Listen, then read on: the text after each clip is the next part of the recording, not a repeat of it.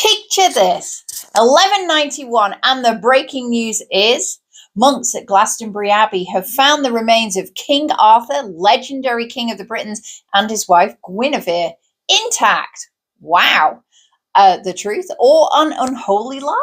So let's have a look at the facts. Well, in 1184, Glastonbury Abbey burnt to the floor. Now, building a fancy abbey cost a lot of money in those days. Money that, even though the church was wealthy, these monks did not have. The problem for the monks is that rebuilding Glastonbury Abbey was going to be ruinously expensive. They needed paying pilgrims, and nothing attracted a pilgrim like a famous grave. The thing that's made most historians question the legitimacy of whether or not this is Arthur's grave is the fact that the whole story behind it.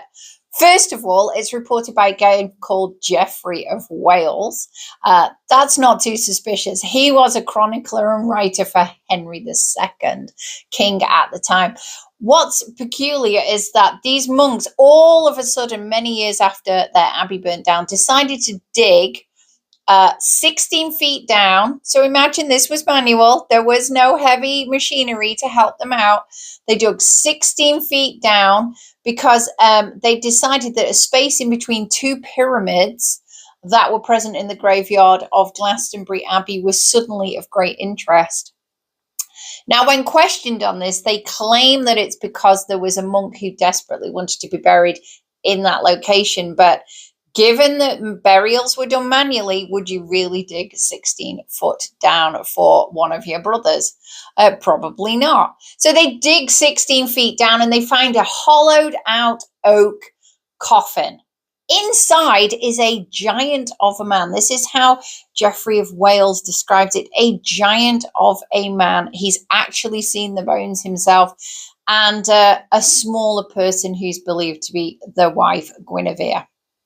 And just in case nobody was very clear about who might be buried inside this said hollowed out oak tree coffin, there's a lead cross, which is inscribed with the words, "Here lieth King Artorius and his second wife Guinevere, buried on the Isle of Avalon."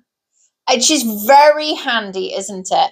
And Geoffrey notes that this cross, instead of being put on top of the coffin, is underneath, inside the coffin. So he's saying that their burial traditions were particularly different to what they were at that point. Well, this makes Glastonbury Abbey the place to visit on your pilgrimage. And by 1278, the money is rolling in. And they have some very famous visitors, including Edward I and his wife. They are such fans of the whole Arthur legend, which has really taken off in that 150 years preceding, that they rebury his bones in a black box at the high altar of Glastonbury Abbey. However, in the end, it's not Arthur or Guinevere's final resting place, because in the dissolution of the monastery around 1528, Henry VIII comes back in again. Have you noticed? Edward I, Henry VIII again. Henry VIII comes in, he dissolves all the monasteries, and in the wrecking of Glastonbury Abbey, the bones are taken, who knows where, and they've disappeared forever, along with the cross and along with any proof about this giant who was found in this grave. And there you have it, the story of the finding of King Arthur and Guinevere's bones at Glastonbury Abbey. Do you think that this could have been the genuine person? Or are you like many historians and believe that this was just one giant religious publicity stunt? Tell me in the comments box below.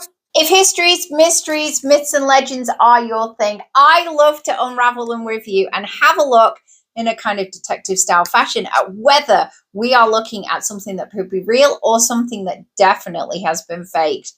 Remember, if you want more info and more fun stuff, then subscribe in the description box below to our email list. Oh, and please remember to subscribe and give us a like.